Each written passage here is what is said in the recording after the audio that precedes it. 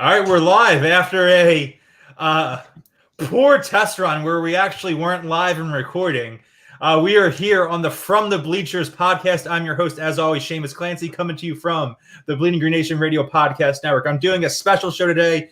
You guys have been following me this offseason. I've been doing a lot of live videos, and I've been putting up on YouTube, recording my podcast that's going on, giving that emotive feeling, the fan perspective, as we've been talking about all things Eagle this offseason, from Doug Peterson getting fired to Jalen Hurts to the draft that's upcoming this month, our first podcast in May.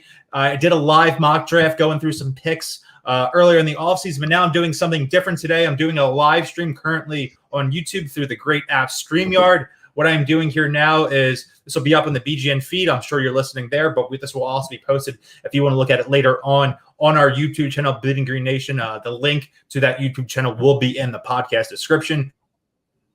Yeah, but I am joined here. We're doing a guest mock draft here, 7 rounds, all for the birds here. My two boys, Ryne and Big Oil. Guys, thank you for coming on. It's been a couple of minutes since the last time we started this. Third time's a charm, baby. Let's rock and roll. Great to talk to you, man. Yeah. Yeah, we had a little connection issues, and then we had the issue where the thing wasn't being recorded. So, we're in prime form. I know Ryan's a couple in. Steph's crushing some. If Bud Rashawn Light. Slater is the top player on the board, you can blame that on Shamus. Just I want that out there. Me and Big Oilers are free. We're safe. So for since you're not seeing what happened before, because I wasn't recording it on StreamYard, the issue was that we had a situation where both Jalen Waddle and Devonta Smith were off the board. Devonta Smith went number 11 to the Giants. Rashawn Slater went number 10 to the Dallas Cowboys. And Patrick Surtain, the second, was sitting there, and we grabbed him at 11 or 12, I should say, before going on. But at that point, we didn't get to the second round because I realized what had happened. So we're going to kind of skip the pregame speech we gave last time, talking about how our philosophies. We value getting some secondary starters early on. Maybe want to double or triple dip in our secondary players, especially with those three day 2 selections. So we're going to get ready after this. I'm sharing my screen. If you're listening, I'm going to be reading off some of the picks that have been done, some players that are available. But if you want the full experience, again, check us out on YouTube, where I'm sharing my screen as we're doing this here using the Draft Network, home of the awesome from Bleeding Green Nation and BGN Radio, Benjamin Solak. Make sure to sign up for their premium account. You can obviously get additional profiles of all the players in the draft. Big, Ben Solak heads right here. You could also, they have a free mock draft machine that you're able to use, but an even better version is their premium version, where you're allowed to make trades, do all these different moves. It's really fun. And during this draft, we're certainly going to make a couple trades to keep things interesting here. But if you're watching on screen, let's go. We're going to click on the Eagles for our mock draft choice. Full 7-round mock draft. Go up to the fast speed, make things a little bit more breezy for us all, and hit the start draft. And we ready, fellas? We ready for Rashawn Slater to be there at number 12? Oh, yeah. All right. Let's go. Rashawn Slater. Oh, man. Right. I need the first 4 to be quarterbacks. That's what I need here. Let's see what's up. All right. Well, I'm feeling good. Oh. Wow. We got an interesting one here. We have a couple trade offers. Who did the Giants take? Oh, actually moving back. Now, not for a 4th, but I think we should. I'm going to go down so people can see all of our picks, but just they hit us with a couple trades. We can hit counter offers. We can see what players are available. Yeah. We got hit with 3 trades, which was from New England, number 15, and number 139, which is a 4th rounder for pick 12. We also got hit with from Chicago, picks 20, 83, 228 for 12. And then from Jacksonville, just hit decline 25 and 45 for 12. Get out of here. I'm going to do the counter offer for the Patriots one. That is a little intriguing, and maybe there's something to work with here. That's about as far back. We don't know who's on. I think that the Giants might have taken. Okay, okay. Okay. No, if the Patriots are moving up for Justin Fields, we better own them for the next. I want Belichick's house. I would. Okay, so hypothetically, we move back. So just so people are listening here, so the board fell: Jacksonville, Trevor Lawrence; New York, Zach Wilson; San Francisco, Mac Jones; Atlanta, Trey Lance; Cincinnati, Jamar Chase; Miami, Jalen Waddle; Detroit, Penei Sewell; Carolina, in the aftermath of the Sam Darnold trade, Kyle Pitts; Denver, Micah Parsons; Dallas, Rashawn Slater, and the New York Football Giants, Devonta Smith. So that leaves us here. You guys know who the number one player on my board is. So yeah, Justin Fields, Patrick Surtain, Jason Horn, Christian Darrisaw. I don't think it's realistic that that Fields will be here. I also don't think it's realistic that the Eagles would even take him if here. I think this is a situation where the Eagles could, and if Fields is there, probably should trade out and get a couple picks down. I think you want to try to make a bargain here with New England. Listen, I'm down to okay. So we have to look. Right? Yeah. Fields is going to go, so that means there would be three more picks. You're risking. I don't want to be in a spot where Darrisaw is like the best player. Yeah, and to me, I think if we're moving back to 15 here, I mean, look, I've been wrong before. It probably will happen again at some point. But if we're moving back to 15 here, I feel like it's safe to say Fields goes at 12, and then. Right. The Chargers and Vikings both do not have good offensive lines. I feel fairly confident one of them is going to take it off. Specifically. I feel like fairly confident at least one of them will take an offensive lineman there, and one of Surtain and Horn will be on the board at 15. I could be wrong, but like that's my read of how the next couple picks will shake out. Now, this is one of those things, like you were saying, Shamus, it's not realistic that the Eagles take Fields here, but like if we're running this. Right, and if we're running this, how would Ryne, Shamus, and Big Oil run? Eagles taking him at 6.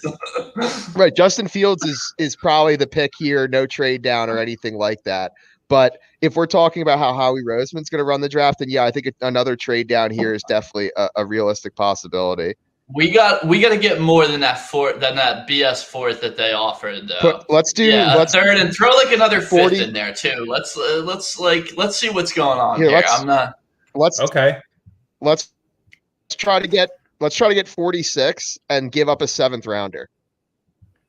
Yeah, this is like for anyone who's listening out there or watching on YouTube. We're on the page, just kind of like we're negotiations 101 in a business class you right just now.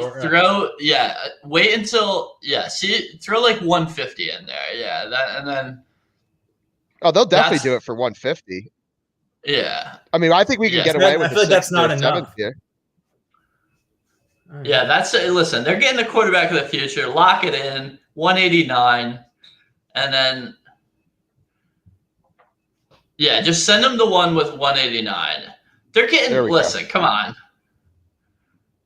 Let's do it. Send it in. Send the offer. Let me try with the 7th rounder throw. This is how, for anyone.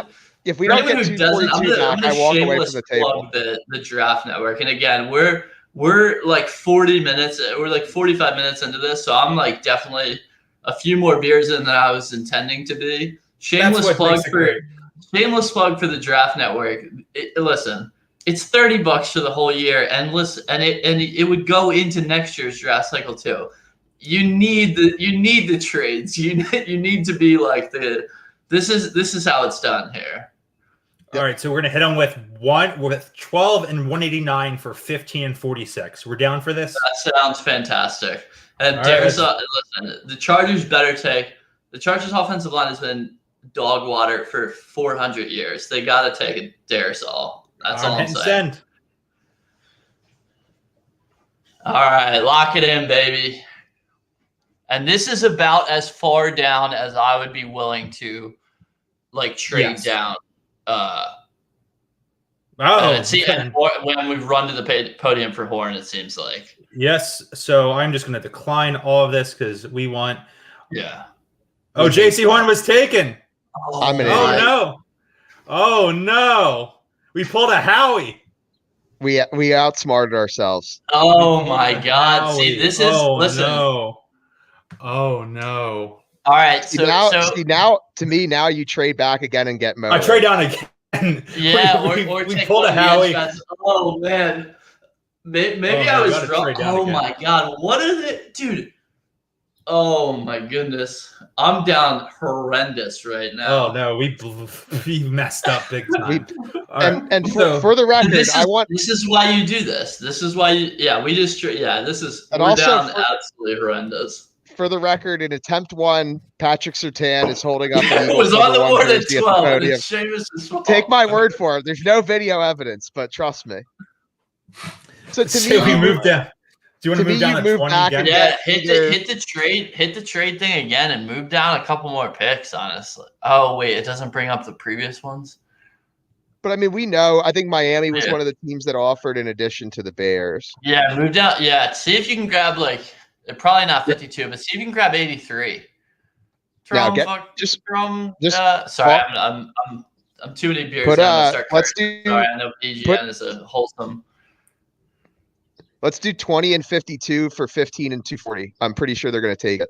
Yeah, it's crazy how much Big Oil knows ball. Yeah, send him that. Send him 225. So we're sending them 15 and 240 for 20 and 52. This is also great. Listen, when you're Ben Solak and you know the guys who are around in 240, maybe we're like the three blind mice when it's after the fourth round. I feel confident in saying that. We're going to own day 2 of the draft. Yeah, day 2 is – listen, all right. We're not trading back anymore. I'm not trading again. I'm done trading. And all right, so we got Trayvon Moehrig, or we going to do Rashad Bateman. It's either of those one of those two. Well, what are we thinking? Do we think that a different wide receiver is going to be available there at 37? I like the day 2 wide receivers a lot more than I do the day 2. I think that Moehrig is head and shoulders the best safety in the class. I do. Yeah, I mean that's what I would do. But it's I've seen some mocks where I like a Jamar Johnson, but yeah, and we have several. You got a little ammo, maybe move up a little bit. I think you go Moehrig, and then I agree. I think lock it in. Lock it in. The next Jenkins, Trayvon Moehrig. Right. Oh man, that would be. And we've had historically a great track record of TCU first round picks, so this will just add to the lineage. It's absolutely flawless. So I mean, how could it go wrong?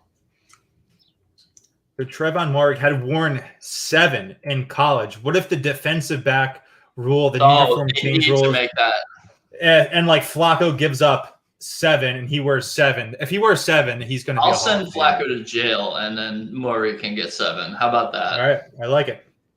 Lock it in. We'll probably get a trade up request if I had to imagine. Listen. The top of the screen is just going to be a lot of Eagles on day 2. Day 2 is where we make our heyday here, Okay, so we're up at 37. Just made a quick note. So one of our I don't think we need to start trading back more. We need to load up on talent here. Yeah, that just grab guys. So I'm going to just close out all these offers here because I want to take the best receiver on the board here is what I think we should do. I like an Elijah Moore. My boy it stinks that Kadarius Toney had gone at 33. He's a guy we wanted to fall.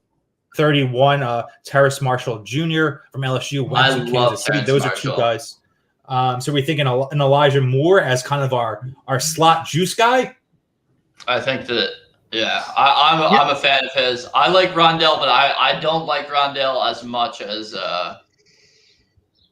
I would be very comfortable putting I like Elijah Moore. My question is I know there's been some rumors. I think Adam Kaplan said it on the Inside the Birds podcast recently, which I didn't listen to it. I just saw it aggregated on Twitter. So if it's wrong, I'm not going to be held accountable. But my understanding is that there's been talks that Rager is going to be primarily in the slot this year for the Eagles. And I don't care. Get him out of here. Send him. We got one TCU guy max, so Rager's gone. I love Elijah Moore. I just think he's primarily a slot guy. And I think if Howie Roseman's making this pick, he runs to the podium for Christian Barmore. Well, Howie Roseman is not making this pick. So there's a situation here. Word to my boy up. Go on. We could wait till 46 to grab a wide receiver. There's a chance Rondale Moore falls there. There's also a chance, as a backup, we could get Diami Brown, Ryan's guy from North Carolina there at 46. So if there's another player we wanted to go here, whether it's Christian Barmore, I don't like Zaven Collins as a pick here. He's not the type of 3-down cover linebacker that the Eagles probably need to help transform their defense. We do have Trayvon Moehrig there. And is there a cornerback we would really love here? My boy, I will say, Asante Ben Samuel Solak Jr. is like my number one guy. I actually like Kelvin Joseph a little bit more than Asante Samuel Jr., but he might be there at 46. I will say, so Ben Solak is my number one draft guy. And then my number 2 is the PFF 2 for 1 Drafts podcast. And my boy PFF, he's not really my boy. He's my boy because I said he's my boy. Let's take it easy on plugging the other podcast here. I'm sorry. I apologize. I apologize. He likes Elijah Moore as like he thinks he can win outside for for sure. All right. Well, so I like taking Elijah Moore here. He knows a lot more than I do. And then a corner at 46. Agreed. Ryan's secondhand regurgitation of that scouting report on Elijah Moore has sold me completely. Lock it in. That sounds good. Oh my God, we have 52 too. We have a lot of picks. We have a lot of picks. All right. I'm taking all of these offers off. So Kelvin Joseph just went to the Cowboys. Oh, that's annoying. So would Asante Samuel be there at 52? You think? Asante Samuel Jr., that is? I mean, there's a chance. I mean, you got to look back at round 1. Who did the Cardinals take? Because we know the Chargers took a corner in round 1. Yeah, thanks a lot. Steph. Cardinals took Najee Harris. Very donkey move. So Cardinals need a corner in round 2. The fake sharp himself, Cliff Kingsbury. I say we play it safe and just get the cornerback we want. We need a starting quarterback on the outside. I agree. All right, let's throw it in there. Asante Samuel Jr., welcome to Philadelphia. Love that.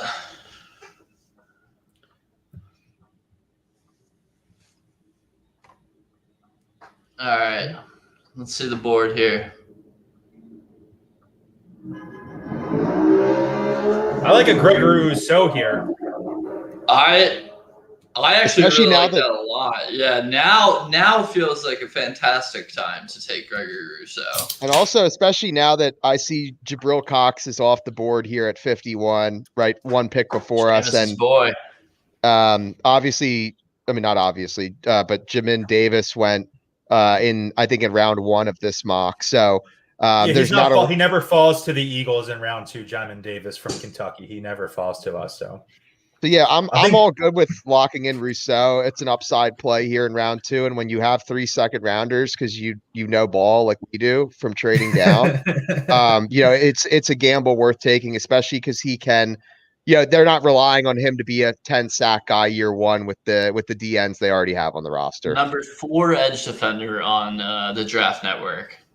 I like him more than they have him here. I think he's a first round talent. He sat out the 2020 season. As a redshirt freshman in 2019, he had 19.5 tackles for loss and 15.5 sacks. He's young for his age. We're recording this on Monday, April 5th. He turned 21 just today. He's young the same way Derek Barnett was when they drafted him. It seems like kind of a Howie pick. I think he's the guy, he has a great picture of him with the turnover chain on, Mr. 305. All right, so we're grabbing him. And we're up at 70 again. Love that for us. Yeah. You want to do 70 to 60? Hit the counter and see who's on the board. Yeah. Diami Brown just went, so Ryan doesn't want to. No, that's all right. That's all right. We still got a chance to get my boy JV and Hawkins. We got some Ryan guys on the horizon. Paulson and Dabo, what's he look? It's a little early for him. Yeah, he's at 84, I think, on the 90. I think he's someone we targeted 84. That sounds about right. Would you want to I think we just keep this pick now and just go on? Yeah, I don't like any of these guys more than like and I like Jevon Holland enough, but we already drafted Moehrig with Moehrig. Yeah. All right. So I will say it's interesting. Like we all think Moehrig is the best safety in the class. Like Dane Brugler from The Athletic, who I think is, he knows his stuff pretty well. I know he's got Richie Grant as the best safety in the class, which is such a. Isn't he like 24 or something like that? The redshirt senior. Get that guy out of here. No, but yeah, I know that Moehrig is not 2-star recruit, 24 years old. Like, send that guy out of here. So I have two thoughts here. I have two thoughts here at 70. One is linebacker. I really like Chaz Surratt from North Carolina, converted cornerback, super athletic, has a 3-down player from day one. Had, started, I think, 7 games in his career at quarterback for the Tar Heels, but, combined for over 200 tackles his last 2 years playing for North Carolina. Had, I think, like 6.5 sacks or something like that, too. Seems like, the exact type of linebacker you want in 2021. So I would either say him or potentially trying to double up on receiver here. That's more of a luxury type thing with a Dwayne Eskridge from Western Michigan I like, but I'm leaning towards linebacker here. I like the Surratt pick. I don't love this next group of receivers until like an Amon-Ra St. Brown. Like not a big I'm not as big on those guys. This tier 3 doesn't have juice for me. I like Tutu but he's like Big Oil. I was gonna say I think maybe higher on Tylan Wallace a little bit than you guys are, but and he's the only one out of that group that I would probably consider here. I think Eskridge is, similar to what I was saying with Elijah Moore. Eskridge seems like a slot gadget guy, and that's not as much of a fit of what we need for our offense. Especially we just got Elijah Moore and we already have Rega, right? Right. Agreed. So I think if we're drafting a receiver there, it's got to be someone who can play on the outside. I like Surratt, and the athleticism for sure is appealing. Like you said, former quarterback. You don't go from there to linebacker without retaining some of that athleticism. I just worry that he's like the same thing we were talking about with Richie Grant. Chaz Surratt's like so old. Oh my God, he's like 23 or 24 years old. I don't mind that as much for like a guy that you want as like a day one starter. Like we're not picking Chaz Surratt because we think he's going to be like Fred, what's his name? Fred Werner? From San Francisco. From San Francisco. We're not picking. You just want a guy you want a 3-year starter. We want a guy who's not like who's. We want basically the opposite of Davion Taylor. Yeah, that's it. I couldn't think of his name, but yeah. Even though he's a converted quarterback, he's not a project. He's not a developmental pick. He's a starter day one for the next 3 years. I think that's a simple move right there. And this does also let Howie continue to think that he's smarter than other people because he's drafting a former QB to play linebacker. So in so many ways, this is an Eagles pick right here. Let's take Chaz Surratt. Chaz, I like it. With 2 Z's. Total Chaz move. Okay. I don't like trading future picks in this, so I'm not going to get. No, it doesn't. It's not fair, and I'll just trade my whole draft for next year in this simulation and lock up I feel like we're going to get Ryan's guy here. Oh man! So we have. For people wondering, we're going to go. It looks like we're probably going to go cornerback again. Out to the Stanford, Paulson Adebo, cornerback from Stanford. Ryan, very, very high on this guy. We already got one new cornerback in Asante Samuel Jr. We have Darius Slay there on the outside, but the team is basically nothing at cornerback. I think having multiple shots at cornerback here, seeing if one of those guys sticks, maybe one can be a day one starter, maybe one can replace Slay down the road, maybe one can play in the slot this year. I think that's the move right here. If you're getting 2 of these guys on day 2, especially with all these day 2 picks we do have, I'm all in favor for it. Love the instincts, love the ball skills, love the pick. Love the pick, baby. Ball skills are number one. Yeah, absolutely. That's number one thing when you, for YouTube scouts. That's like I can confirm that. And also, listen, a guy who sat out because of COVID, that shows me got a good head on his shoulders. You know what I'm saying? I like that. I like that football IQ. Yeah, I think. Schematic versatility, like we're loving life right here. That's my guy. Yeah, I and think the other thing too could be the outside starter opposite Slay, and then maybe like Asante could be the slot guys and as a rookie and take things from there. And maybe Asante then in a year or two takes over for Slay. And this is how you have to draft in the secondary. Like, you know what I mean? Take shots on guys. Multiple guys. You never know who's gonna.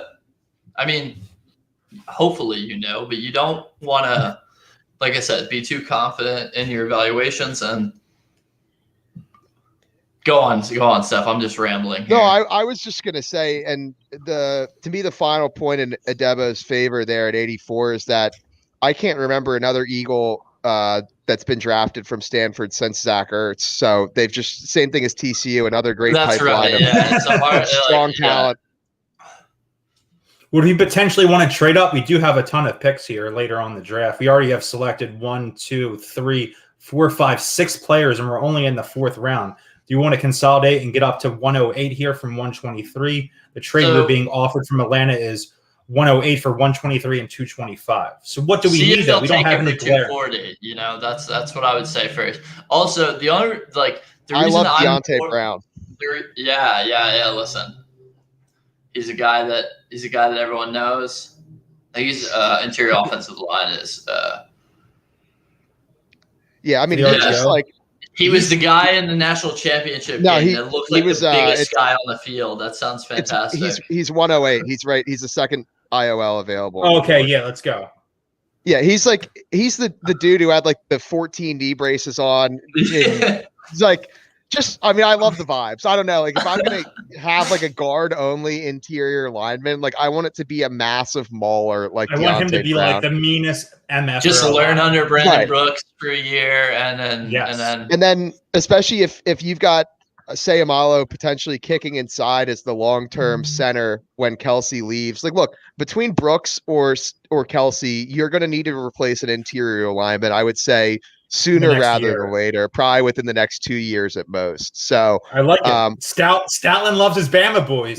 That's right. Listen, Big Oil. Listen, it's hard to know like offensive line play like at a higher. It's like Brandon Thorne and like Big Oil are like the 2 offensive line guys I go to. You know, that's right. always been the book on me for as long as people have known me. I'm an offensive line guru. So then you go back to trade, but just see if they'll take it for 240 instead of 225. I was going to say, that's like Ryan knows how the Draft Network counter offers. Oh my God, what is this? 15 picks, come on.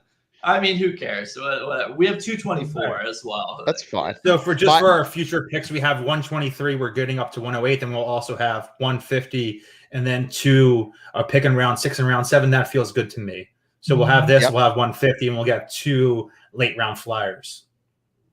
Sounds good. Lock it in.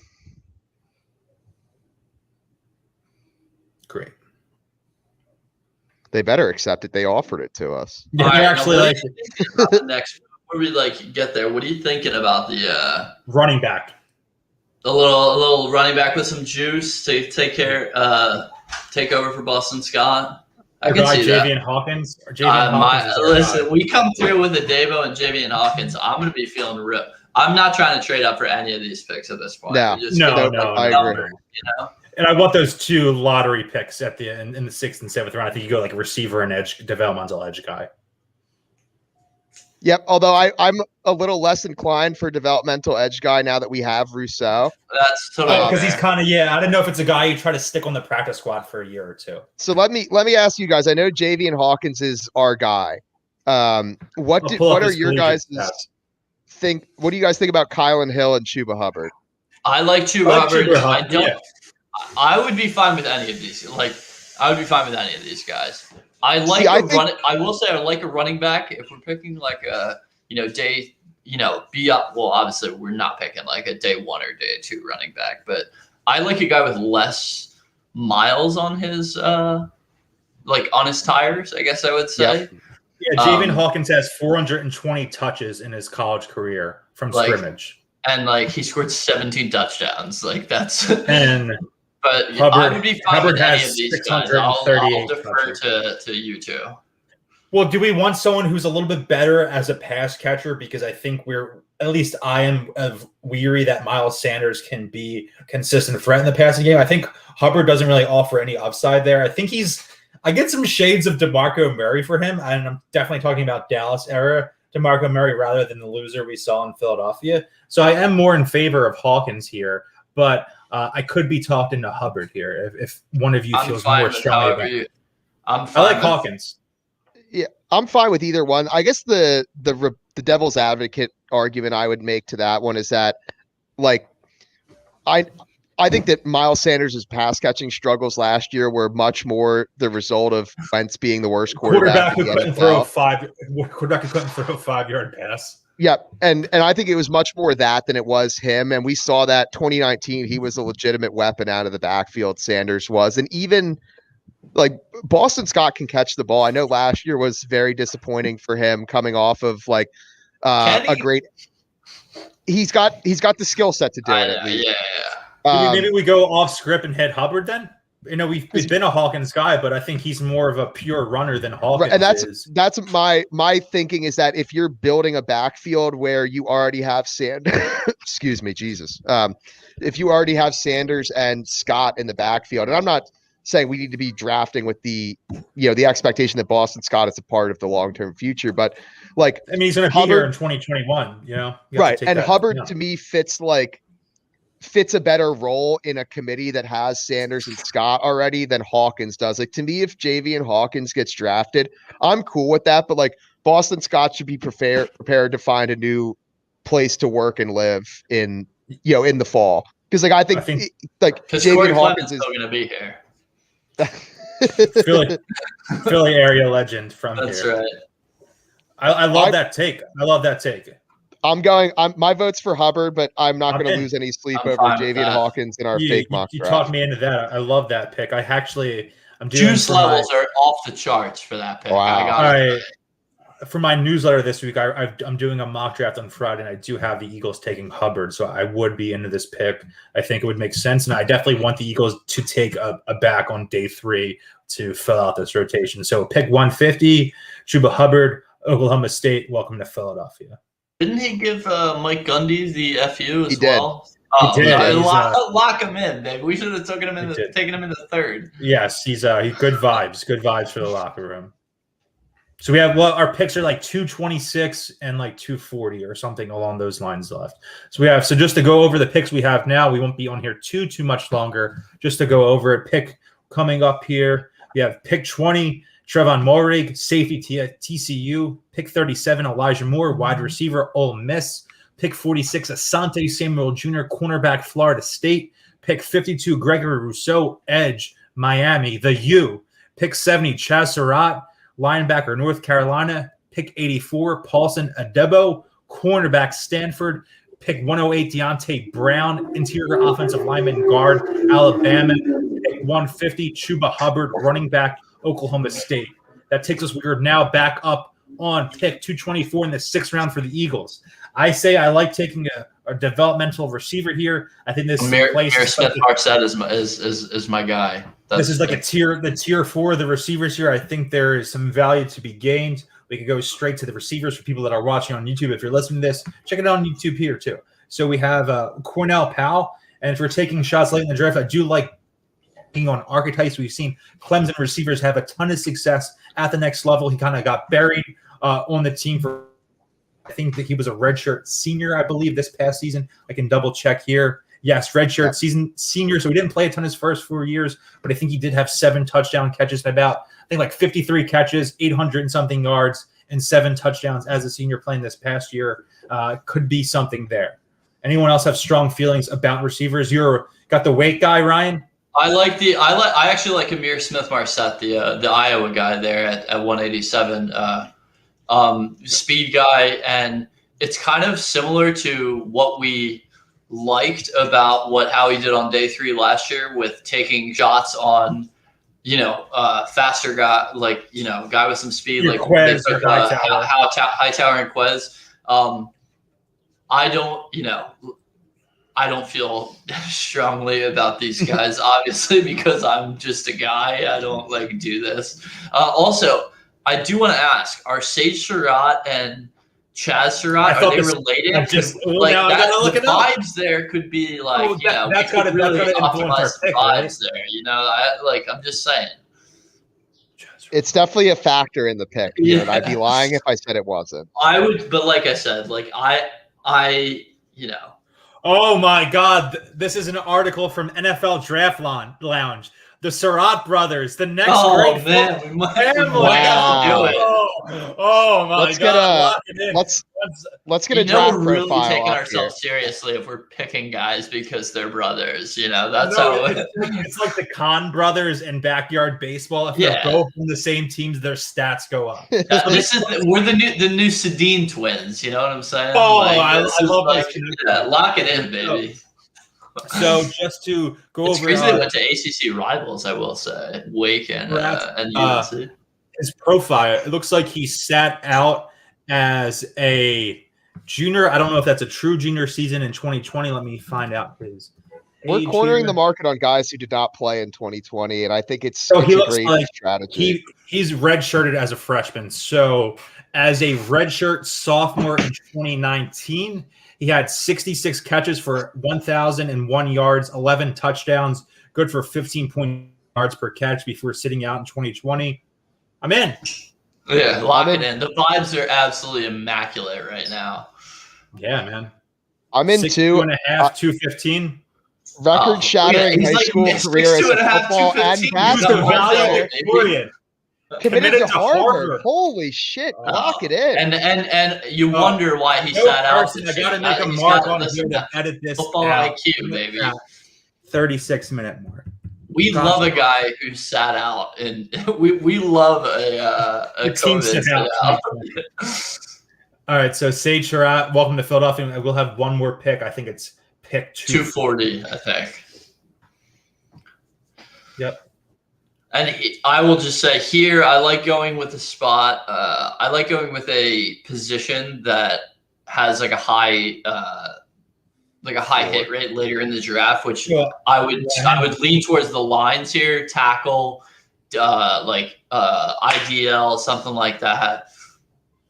The three guys that pop up to me here are, based on playing at a big school, playing in a major conference, are three offensive tackles here. Royce Newman, who Big Oil picked in, I believe, in the guest mock draft he did for my newsletter. If you're listening, Big Oil bump is huge. You love the podcast. You love our Twitter account. Subscribe to my newsletter, patreon.com/Shamus_Clancy. Royce Newman here. We have Landon Young, offensive tackle from Kentucky, sitting at 6'7", 305. Big boy there. And then I'm into Cole Van Lanen, offensive tackle from Wisconsin. That's another archetype similar to Clemson wide receiver. Name sounds a little racist to me. That's the only thing. Relax here. We got I think there's an archetype for those big, burly Midwest offensive linemen there. Yeah, I think it's tough to be like, no, a Wisconsin offensive lineman is going to be bad in the NFL because you've gone wrong, betting on that to happen in the past. But can no you question. Defensive lineman real quick. Either but continues stuff. Okay. Ryan's right though that his name definitely sounds like he may have been at the Capitol on January 6th, and that's it. I don't want to slander him, but this guy. Edge guys, I like Taron Jackson and Jamar Watson as edge guys. I don't know.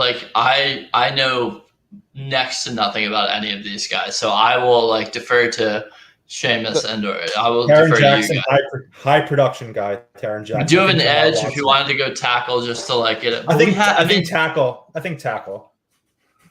And as far as the edge guys, I do like that guy, Jonathan Kando a bit. I took him in the mock. Kando. Cut Joshua. I mean, Joshua, not Jonathan. I like him so much. I don't know what his first name is. Josh Sweat picked him in drafts before as well. Josh Sweat vibes in the sense he's 6'7", 300, 5-star recruit in high school, didn't play a ton at Florida State because of injuries. If you're taking a flyer in round 7, there are many worse things to do in round 7. But I agree, we've already got a developmental edge guy here. We can definitely look at offensive tackles for sure, and I don't have strong feelings on any of these guys. Lock it in. Let's go Landon Young, offensive tackle, Kentucky. Love that. To round this draft out. Landon Young guy, actually. You didn't even pick Royce Newman anyway. But it's fine. It's fine. Royce Newman. I'm a big Royce Newman guy. All good. We took Royce Newman accidentally, and it's all good. At least we didn't do that. I'm surprised it took till then to get a mess up pick because I do that all the time. So to recap here, I'll go through our trades. So now I'll just go through our picks overall, just to close things up, and then we'll have some closing thoughts here. Pick 20, Trevon Moehrig, safety, TCU.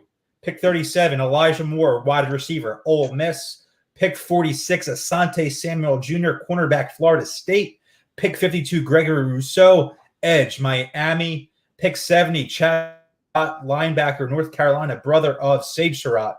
Pick 84, Paulson Adebo, cornerback, Stanford. Pick 108, Deontay Brown, interior offensive lineman, guard, Alabama. Pick 150, Chuba Hubbard, running back, Oklahoma State. Pick 224, the brother of Chasserat, Sage Surratt, wide receiver, Wake Forest. Shout out to Bo Wolf. Pick 240, offensive tackle, Ole Miss, Royce Newman, rounding it out for the Eagles. And to give, we did how many trades? 1, 2, 3 trades here. And we did 2 first-round trades. We traded the pick 12, first-round pick, and pick 189 to New England to get in return pick 15 and pick 46. So the Patriots selected Justin Fields with the 12th pick. They also selected, I'm going to butcher this guy's name, Diamadori Lenoir, cornerback, Oregon. Lenoir. I don't know. I was just kidding, dude. I don't know. I was like, damn, you're doing the Howie. You're staying up late watching a lot of Pac-12 football. That's right. Just like Howie. Yeah. Ryne and Howie have the Pac-12 group chat. So the Eagles got a pick 15, which we traded again, and we got pick 46, which we used on Asante Samuel Jr. Our second trade, also in the first round, was the 15th pick, which the Bears used on Elijah Vera Tucker, who's played both inside and outside on the offensive line at USC. Classic Bears trading up for an interior offensive line. Yeah. Could that be I swear the Draft Network has like they just have Ryan Pace as a donkey. They just have him marked we got to trade up for this. This Ryan guard Pace only guy. And the crazy part is Ryan Pace thinks he saved his job with that. Yeah, listen, we're going to protect Andy Dalton. Up the middle. We're going to open holes for David Montgomery. Andy Dalton is going to connect to Darnell Mooney deep down the field. That's right. And he's ready to compete for an NFC North title. Ryan Pace is on the ball. So we got in return pick 20, which we used on Trevon Moehrig, and pick 52, which we used on Gregory Rousseau. Great trade there. Love that. And our final trade we gave to Atlanta pick 123 and pick 125, which they used on Trill Williams, cornerback, Syracuse, and Forrest Merrill, interior. They definitely got us in the name department there, I will say. Yeah. They Deontay Brown's got some juice. Deontay Brown is strong, but Trill Williams and Forrest Merrill, they got us there in the name department. But I trust Big Oil. Deontay Brown is a great, big Mauler guard name. That's right. He's going to incite fear into you. That's our trade. I'm going to save it on here so we can look at it in the future. From the Bleachers. And if we're just looking back on our trades now that the draft is over with hindsight, I would say I think the second trade down in the first round was a great move given what was on the board and what we got in value. And we really did not think that was going to happen. I agree. Right. And that's I was getting to if I could do it over again, we would. And I think you guys would agree, we would not trade down from 12 just because I didn't expect both of Surtain and Horn to go in that 2-pick span after Fields. And I think if things unfolded this way on draft night, would I be happy with Moehrig? Yeah, for sure. But I would hold Howie Roseman to a much higher standard than I'm holding myself and the boys to here in terms of making moves on draft night. Because if Howie came out after the draft and said, "Oh well, we trade down to 15 because we expected one of the corners to be there," and they weren't, I'd be at the link. Exactly. I'd be at the link causing a scene in the parking lot and maybe getting taken into police custody. It's not an acceptable analysis of the situation if you're actually on the job. But I can't say I'm disappointed with the way things played out for us. I think we really killed it. Day. That's right. Day 2 was our day. Agreed. And it's a big change from last year where we were holy, day 2 sucked ass. We got we traded a backup quarterback and a linebacker who's never played football before. So definitely an upgrade on day 2 from a day 2 perspective on our draft. 5 day 2 picks, and I think there's at least, if you say one of the cornerbacks starts, Surratt starts, and say Elijah Moore starts just because he's playing a lot of snaps. That's 4 starters that you're getting on defense, just on, let me see, 1, 2, not just on defense, overall on day 2 of the draft. Plus Morig, who's going first and is now your safety of the future. That lineage from Dawkins to Jenkins to Morig is now set into place. I like the draft. I'm happy it went off script because that makes it for entertaining. If we just took, Devonta Smith at, 12 or Patrick Surtain, and you take Rashad Bateman or, Jamin Davis at 37. It's a little formulaic, and this went a little awry. It didn't go exactly maybe we wanted or how we expected. That's what made it a little fun and enjoyable thing for sure. And I was just going to say, we talk about, just so give my final thoughts. Like we talked about that trade that we made going from 12 to 15. We were pretty certain that one of the cornerbacks was going to be here. Obviously, Big Oil touched on, if Howie said this, it's a little different. Right? No. That's not what I was saying at all. But you look, and we added self-cancellation. We added Asante Samuel Jr. and we added Paulson Adebo. We talk about not being super confident in your evaluations because there is a crapshoot level to this. The chances of one of those 2 guys being better than JC Horn, who we all 3 of us like, is higher than I would say the average fan would give it credit for. That is one thing I'll say. So and that is what I in our podcast that is gone to the nether region now. I talked about in the secondary just adding just devoting resources to the secondary because it will pay off over time. You keep adding guys and things and things will get better essentially. I mean, three day 1 and day 2 picks total on the secondary. That really completely transformed the trajectory of this defense going forward, especially with Morig as your centerpiece. I'm convincing myself that Morig is a great guy to have on this team. He's the new Justin Simmons as far as I'm concerned. Yes, I like that. You got a really good crew here, and I love the dynamic we found out of the Surratt brothers, however you want to say it. I gotta love that. He's got to make the team. Cut John Hightower out of here. Throw Sage in the team. Yeah, I like to imagine too that it would happen in real time the same way the Eagles would draft Surratt and then discover that Sage Surratt is his brother. They're talking to him after they pick him on day 2, and it's I don't know. You guys have a few more picks on day 3, and my brother is a wide receiver, and I heard you guys need a couple of them. Daniel to my Henrik. Yeah, exactly. So I think that would be it's funny in my mind imagining things playing out that way in real life. That's amazing. Do you think they would go out of their way to do that? I do. I hope they wouldn't. Yeah. I hope they wouldn't. I simultaneously hope they wouldn't and would love if they did it. Yeah, it's one of those things where if any other GM besides Howie did it, I would be oh, that's sick. Look at it. But if Howie did it, I'd be you fucking donkey. Oh my God. Don't swear, Chunky. Oh, my bad. 48, 15. Oh yeah, you can cancel me for all of my I have 3 marks to. Okay, fair enough. I was thinking of the Gordon Ramsay meme on Twitter where it's oh, okay, donkey, you're good, you donkey, any mistake Howie Roseman makes is just magnified to a scale of 100 in my eyes. All right, get us out of here before me and Steph cause you any more editing. Editing. So to wrapping up here, again, check out the Draft Network. Shout out to Benjamin Solak, all the hard work he's done there and on BGN this offseason. Thank you again to both Ryne and Big Oil for hopping on here. Be sure to give him a follow on Twitter at Large Petroleum and then at Ryan J _. Love that. Okay, and then obviously listen to this. I hope you follow me. I hope you enjoy my tweets. Follow me on Twitter and Instagram at Shamus_Clancy. You can also follow Instagram that I run at Bleeding Green Insta, bringing you tons of great Eagles content on there, and that it will definitely be ramping up as we get closer to the draft season. Give us a 5-star review on Apple, everything like that. Shout out to our new audio producer, Rachel. I haven't had a chance to shout her out on the podcast yet, but thank her for all the great work she's been doing so far with BGN, and will continue to do so in the future. Love that. Go Birds. Don't do too many trade downs, Howie. That's all I'll say. Talk to y'all next week. Peace out.